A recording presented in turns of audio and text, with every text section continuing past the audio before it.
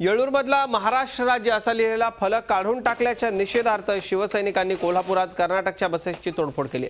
शिवसेनेचे आमदार राजेश क्षीरसागर यांच्या नेतृत्वाखाली शिवसैनिकांनी ही तोडफोड केली। हा झेंडा काढण्यात आला, मात्र कर्नाटकाचे पिवळे झेंडे काढण्यात आले नव्हते। तसेच येळूरच्या सीमेवर असणारा महाराष्ट्राचा बोर्डही प्रशासनाने निकाल येण्याआधीच तोडलाय। त्याच्या पडसाद कोल्हापुरात उमटले। कर्नाटक सरकार सीमावासीय मराठी भाषिकांची गळचेपी करत असल्याचा आरोप शिवसेनेने केला। प्रताप नाईक आमचे प्रतिनिधी आपल्याबरोबर आहेत। प्रताप, नेमकं काय घडलं कोल्हापुरात? कर्नाटक विरोधात भावना आहेत?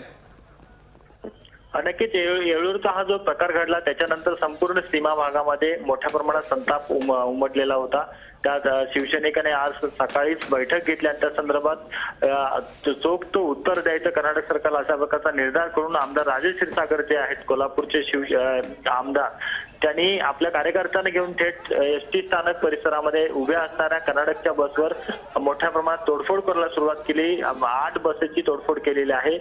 जर कर्नाटकच्या बसेस महाराष्ट्रात आल्या तर आम्ही अशा प्रकारची तोडफोड करून आमचा निषेध व्यक्त करू, अशा प्रकारच्या भावना या आमदारांनी व्यक्त केलेल्या आहेत। एकूणच आपण बघतो की कर्नाटक सरकारनं सीमा बांधवांवर जो अत्याचार सुरू केला त्याचाच हा भाग होता। येळूरमधला जो फलक काढून टाकला तो आम्ही खपून येणार नाही, अशा प्रकारचा इशारा दिलेला आहे। धन्यवाद या सगळ्या माहितीसाठी प्रताप। तर सीमावासियांवरती, सीमा बांधवांवरती कर्नाटक सरकार दडपशाही करत असल्याचा आरोप या आंदोलनकर्त्या शिवसैनिकांनी केला।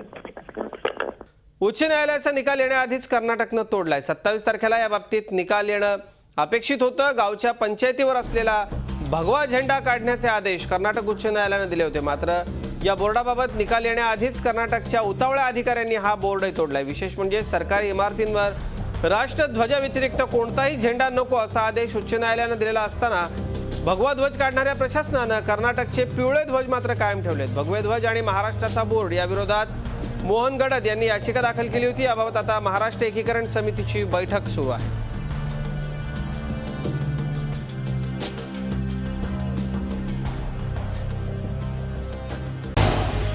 झी 24 तास रहा एक पाऊल पुढे।